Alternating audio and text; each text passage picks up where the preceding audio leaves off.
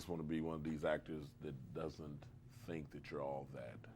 I don't ever want to think that I'm too much, to take time out to sign autographs, to speak nicely to people, and to think that, okay, now I'm a big superstar, I guess I'll come in a half hour late. All right, tell me this, Michael. What? The Green Mile, based on Stephen King's novel, is a movie that has touched millions of hearts with its story of a man on death row, supernatural healing, and the unyielding search for redemption. But beyond the tears it evokes, there lies a hidden world of secrets and revelations that have remained largely undiscovered by fans until now. Today, we're unveiling the untold stories, the details beneath the surface, the performances that transformed the movie, and the unsung truths about John Coffey and the journey we've all shared with him. Before we dive deep into these revelations, let's take a look at something almost no one knew. The Green Mile almost never made it to theaters. Yes, you heard that right. It was a film that had a rocky road to the screen, and even the most beloved Stephen King adaptations, like The Shawshank Redemption, had to face early struggles. The story of the Green Mile's production starts with director Frank Darabont, who, after the initial reception of The Shawshank Redemption in 1994, was hesitant to tackle another prison story.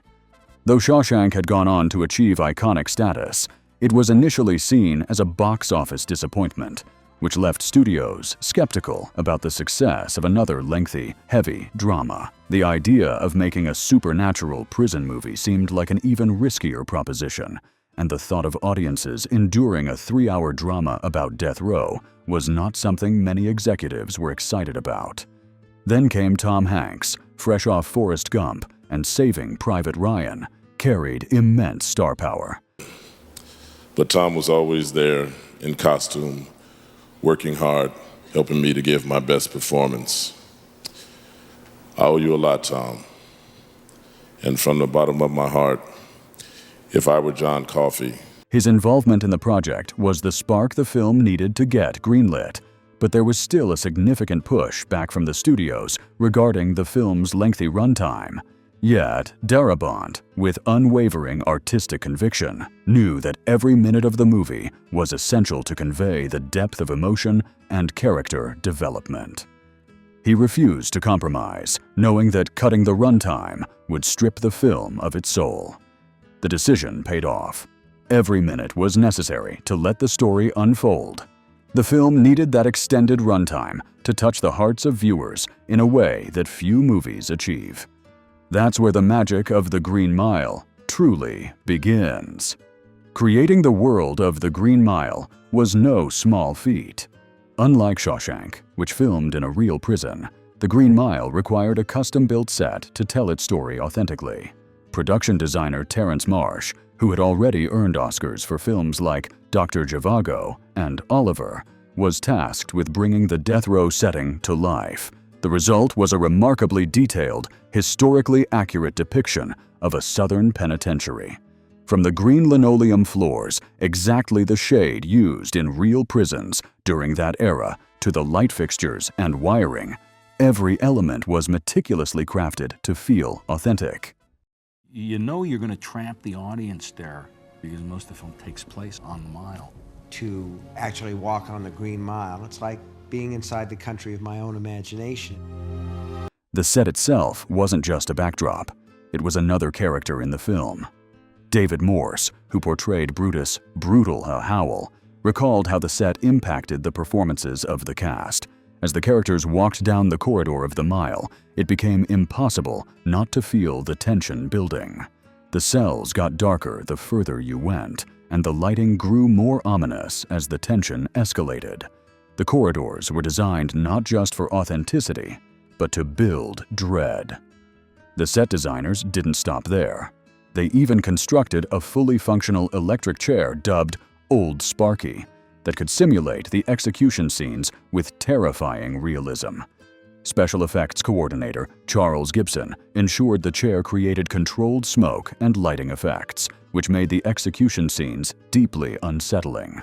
Sam Rockwell, who played Wild Bill Wharton, commented on the unique tension created by the execution scenes, knowing that each take had to be perfect due to the high cost of the prosthetic effects and pyrotechnics used.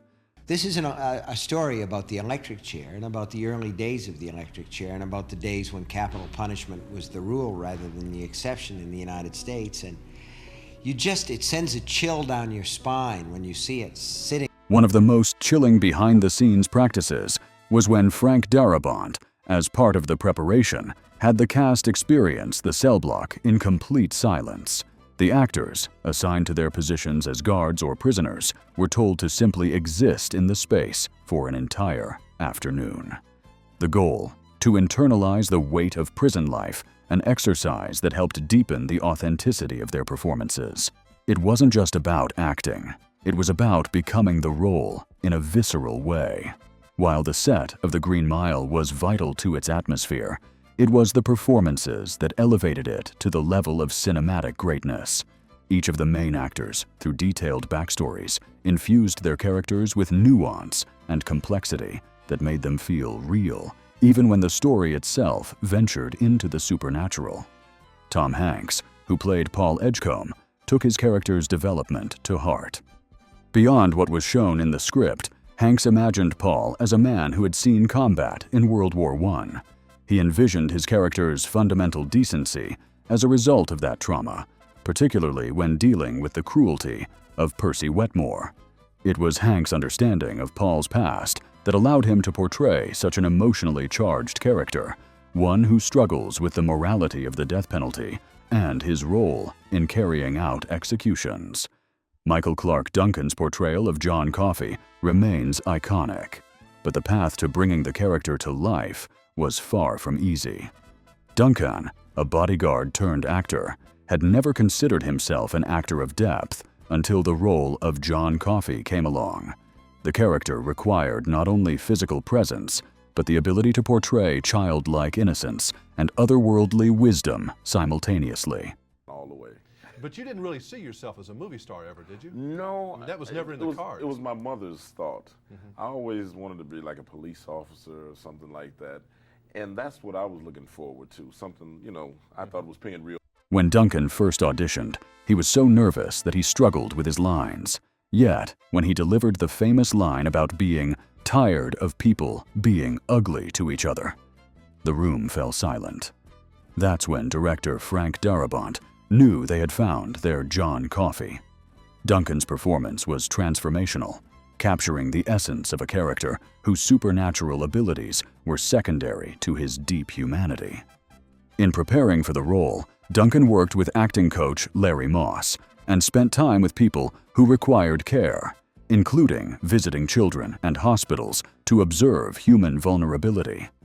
He consciously shifted his physicality, adopting a softer, more childlike presence that contrasted his usual intimidating roles.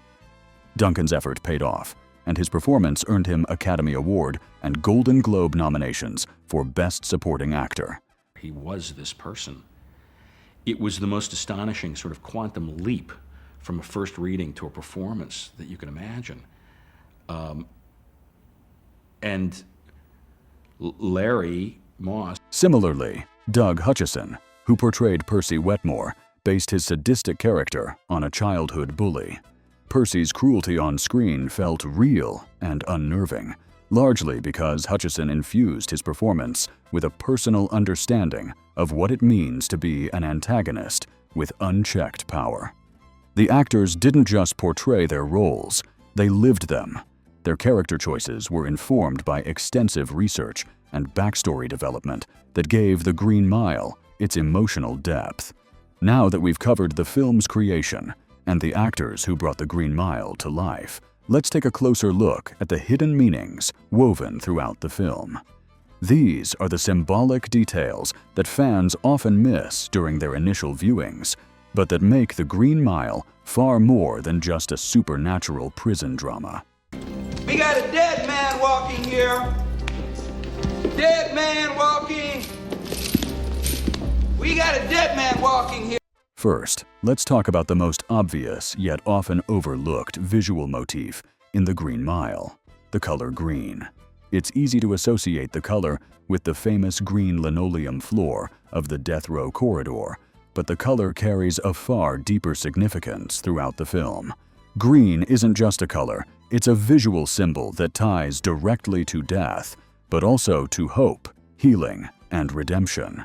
Green is a color that appears whenever death looms large in the story. Look at the curtains in the execution chamber, the sponge used in Dell's botched execution, and even the reflections in Wild Bill's eyes when he first arrives at Cold Mountain Penitentiary. These moments often go unnoticed by the casual viewer, but they carry a subconscious weight that reinforces the tension and stakes of the film. Yet, green also appears during moments of healing. It's not just about the physical act of healing. It signifies a deeper, spiritual transformation. When John Coffey cures Paul's infection, or heals Melinda Moore's brain tumor, the green motif is present, but it's not just about the magic of his powers. It represents the change that occurs not just in their bodies, but in their souls. The healing in the Green Mile is deeply spiritual. It's a metaphor for redemption, an emotional and moral restoration, as much as it is physical. And through these moments, we start to see the true depth of Coffey's gift. He's not just a man who can cure illnesses, he's someone who transforms souls too.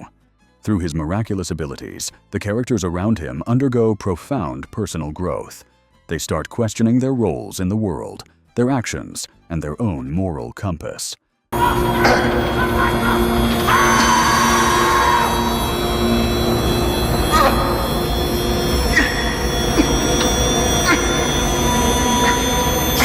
When John Coffey heals Paul's infection or Melinda Moore's brain tumor, it is easy to see these acts as miraculous, but they transcend simple magical realism. What's truly remarkable about Coffey's powers is the way they spark moral and spiritual awakenings in those he touches. Take Paul Edgecombe's journey, for example. After being healed by Coffey, Paul begins to question his role in the executions he carries out. He grapples with the realization that the system he works for is flawed and unjust.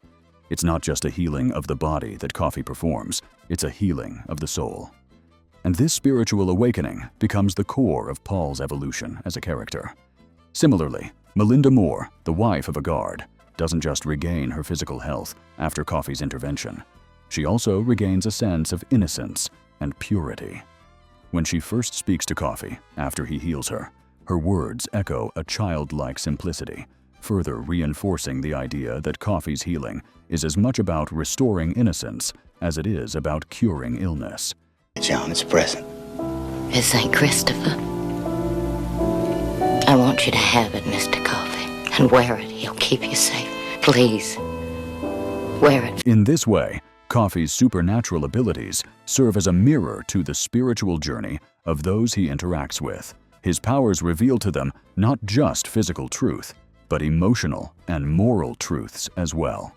As the Green Mile unfolds, it becomes increasingly clear that John Coffey's character mirrors a Christ-like figure.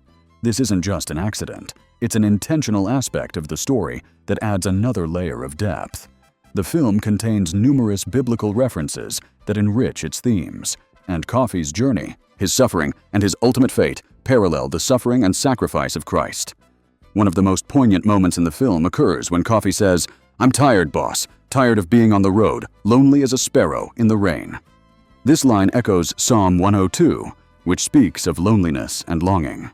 Coffey's words transform him from a simple magical figure into a tragic, Christ-like entity, someone who, despite his innocence, suffers greatly and is misunderstood by the world around him. When the guards remove John Coffey's chains before his execution, it mirrors Christ's descent from the cross.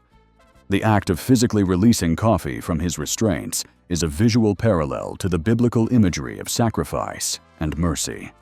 This moment is underscored by Coffey's calm acceptance of his fate, much like Christ's acceptance of his own crucifixion. Even in Coffey's final moments, when he tells Paul to be still, the line echoes the biblical language of surrender to divine will. It's a reminder that, despite the evil in the world, there is still a greater plan at work, a plan beyond the comprehension of mere mortals. One of the most beloved characters in the Green Mile is Mr. Jingles, the seemingly immortal mouse that forms a bond with the characters, especially Paul.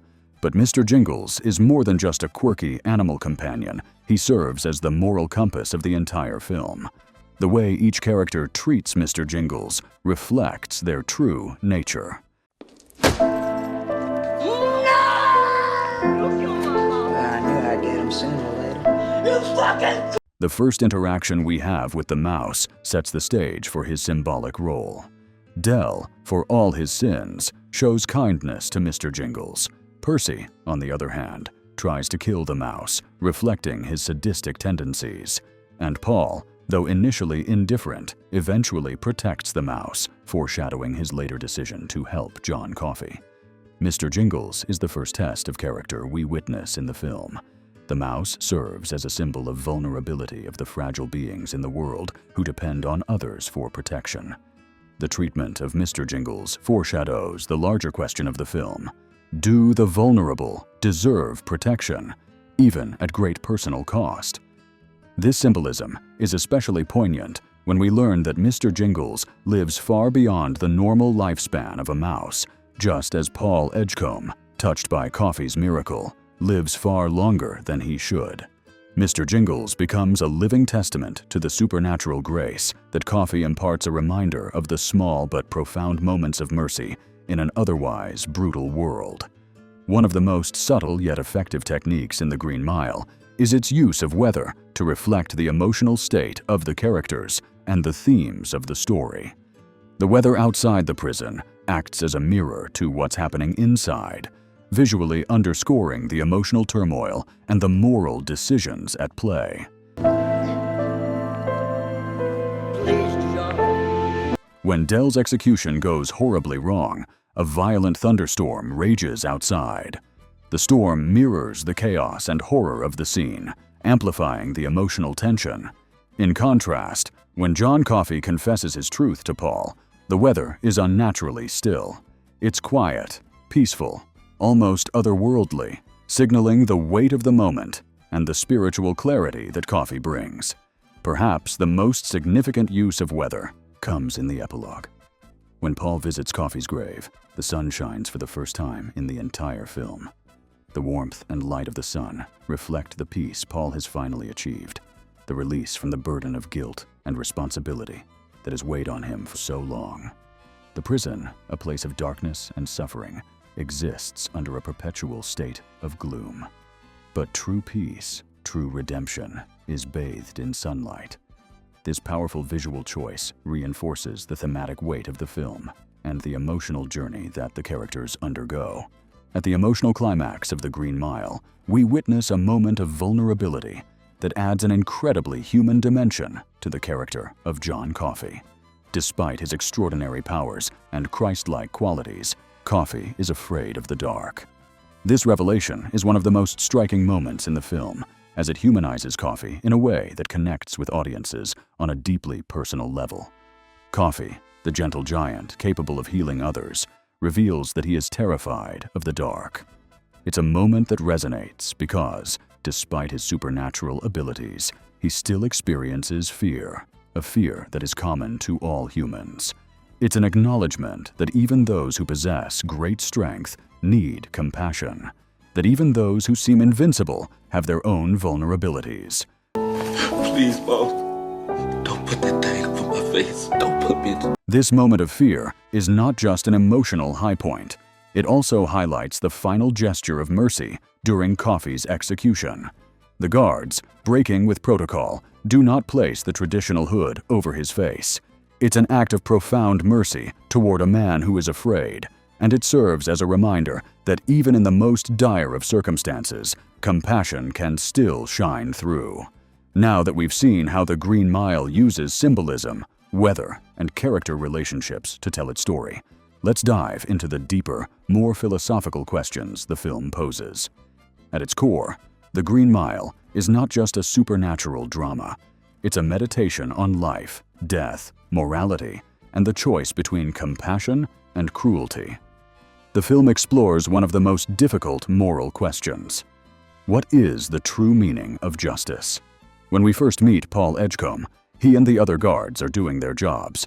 They carry out executions, they follow orders, and they function within the rigid system of death row. But as the story unfolds, it becomes clear that Paul and the other guards are forced to confront the moral cost of their work. The presence of John Coffey, a man wrongly sentenced to death, shakes Paul's understanding of justice.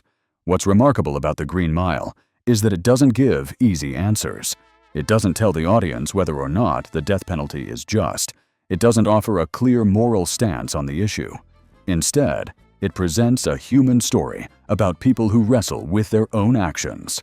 The film asks the viewers to think deeply about the choices we make, both in the larger societal context and on a deeply personal level. He kill them with their love. That's how it is every day, all over the world. The true miracle in the film isn't John Coffey's ability to heal people, it's the miracle of moral awakening. For Paul and the other guards, John's presence sparks a transformation. These men start the story as mere cogs in a machine. They are desensitized to the death and cruelty around them. They've become numb to the injustice of their surroundings. But as they interact with John Coffey, their perceptions change. They begin to see the moral implications of their work. They start questioning the system they're part of, and in doing so, they awaken to a higher sense of personal responsibility. This is where the true miracle lies, not in the supernatural healing abilities of John Coffey, but in the awakening of the human conscience within a broken system. The guards' willingness to risk everything for John Coffey is the film's ultimate act of courage. It represents a leap from mere passivity to active moral engagement. Throughout the film, the characters evolve from mere bystanders to active agents of compassion. Paul, in particular, moves from being an executor of justice to someone who questions the system and ultimately seeks to save an innocent life. John Coffey's gift forces Paul and the other guards to confront their roles in the machinery of death and decide if they will continue to uphold a flawed system or if they will stand against it, no matter the cost. The execution of John Coffey is one of the most emotionally devastating moments in the film. As a character, Coffey has already been established as a Christ-like figure, healing the sick, curing infections, and offering comfort. His wrongful death serves as a stark commentary on the tragic loss of innocence in a world filled with injustice. John Coffey, electricity shall now be passed through your body until you are dead, in accordance with state law. May God. When Coffey is executed, it's not just the death of a man, it's the death of hope. The system has failed him. He has been condemned for something he did not do. And yet, his death is a testament to the power of human kindness and the enduring fight for justice, even in the face of overwhelming odds. Coffey's final moments, where he speaks to Paul, are deeply poignant. He forgives those who have wronged him, asking for mercy on behalf of those who have condemned him. His last words, "I'm tired, boss," are a reflection of his lifelong suffering, and they cut to the core of what the film is truly about: the weight of the human condition and the burden of living in a broken world. Coffey's death, like Christ's crucifixion, serves as a profound sacrifice, a reminder of the inherent injustice in the world, but also the possibility of redemption. The moment when Paul decides not to place the traditional hood over Coffey's face is an act of mercy, a final gesture of humanity in a dehumanizing system. It's a moment of grace in an otherwise tragic ending, and it speaks to the film's central message. Even in the most broken systems, humanity has the potential to show kindness and compassion. The emotional weight of Coffey's execution isn't just about losing an innocent man. It's about losing a part of ourselves. The film challenges us to confront our complicity in systems that harm others and to reflect on our own actions. As Paul and his colleagues witness Coffey's death, they are forced to reckon with their own roles in perpetuating that injustice, and ultimately, they make a choice. They choose compassion. They choose to stand up against a system that devalues life, even at the cost of their own careers and freedom. A really odd feeling. All close-ups over here, tight twos over there. Yeah, that place. I mean, the yard's okay. It doesn't bother me, but the... Perhaps the most significant element of The Green Mile is the epilogue, where we see Paul Edgecombe, decades after Coffey's execution, still alive because of the miraculous touch he received from Coffey. This ending is crucial because it shifts the focus of the film. It's not about Coffey's death or the justice system. It's about the long-term impact of moral choices. The epilogue shows Paul living a long life, cursed by the knowledge that he played a role in Coffey's death. While Coffey's touch granted him longevity, it also burdened him with the weight of his own moral failings. He can't escape the memory of what happened on the mile. The film doesn't offer a neat conclusion or an easy resolution to Paul's guilt. Instead, it shows that the consequences of our actions, whether good or bad, can haunt us for the rest of our lives. In this way, the film challenges the traditional narrative of redemption. While Paul is granted physical life, he is emotionally and spiritually burdened by the choices he made. He can't outrun the consequences of what happened to John Coffey. And this moral weight, this inability to fully escape the past, is what makes The Green Mile's conclusion so profound. The true cost of moral awakening is not freedom from guilt. It's learning to live with the knowledge of one's mistakes and making peace with them in a deeply flawed world. As The Green Mile nears its 25th anniversary, its legacy only grows stronger. The film's impact goes far beyond its initial box office performance. It has become an integral part of American cinema, frequently appearing on lists of the most emotionally impactful films ever made. The character of John Coffey was irreplaceable in the movie. The one thing I knew about Green Mile is John Coffey had to work. That actor, whoever that was, had to be perfect in that part. The answer lies in the film's ability to speak to universal human concerns, issues like the fear of death, the hope for redemption, the desire to believe that even the most broken systems can still contain moments of grace. Unlike many films that preach a specific moral or political stance, The Green Mile leaves space for the audience to wrestle with its themes on their own. The film trusts viewers to draw their own conclusions about justice, faith, and the morality of the death penalty. It's a film that doesn't force answers upon us, but invites us to reflect on the complexity of the human experience. This nuanced approach to storytelling is why the film resonates so deeply. It's not just a story about a supernatural prison drama. It's a story about the depths of human emotion, the complexity of morality, and the potential for change even in the most difficult circumstances. The characters in The Green Mile are not saints. They are flawed, imperfect people who are forced to confront their own mistakes and the system they are part of. Their journey is not one of simple redemption, but of painful, hard-won self-awareness. It's a film that shows us how even in a world that often seems filled with cruelty and injustice, there is still room for compassion, for moral courage, and for change. And I thought when I first saw The Green Mile a week ago, I looked at it and I said, man, that cannot be me. When we watch The Green Mile, we are not just witnessing a story about a man on death row or a supernatural healer. We are witnessing a story about what it means to be human, about the choices we make, the consequences of those choices, and the ways in which we can choose to be better, even in the face of overwhelming odds. The Green Mile is not just a movie. It's an experience. From its unforgettable performances to its profound themes, it's a film that stays with you long after the credits roll. As you rewatch it, look for the hidden details, the color green, the symbolism of Mr. Jingles, the weather patterns, and the depth of John Coffey's sacrifice. There's more to this film than meets the eye, and it's waiting for you to uncover it.